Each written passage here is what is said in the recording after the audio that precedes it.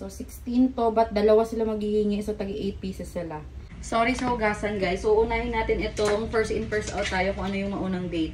2, 4, 6, 8. 2 months na din kasi ang mag-use nito. 2 months old na baby. Tapos,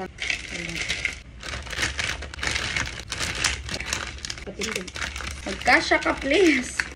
7, magkasya, 10. Ayan, sa hospital ito nalagay. Yan, itong ziplock na malaki. Pero, ihiramin na muna natin. Hindi na magkasya. Kira. Saan ni silupin sa sulod? Kani mo na siya ang yung butangan na gatas gid. Dapat kanipod kaso di na siya magkasya ang ziplock. Di ka ni mag-melt mainitan.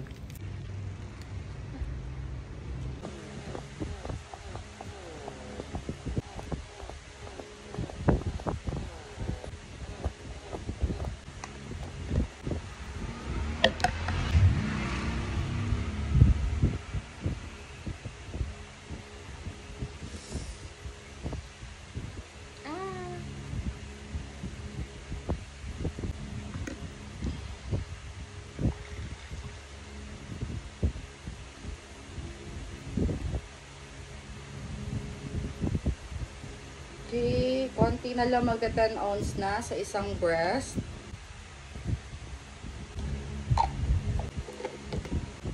Okay, second one. Tignan natin kung madami ba to. Okay, this one is... Buuhin na lang natin yung 10, guys. Oops. Okay, buo na siya. Tingnan nyo.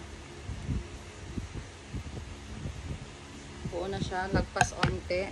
Now, lipat tayo dito sa 5 ounce natin ng Glycola bottle glass. So, okay. Ayan. So, ayan, almost 5 din. Tingnan nyo.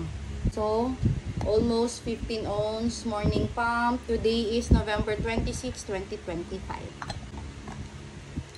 Ayan. Happy Mommy!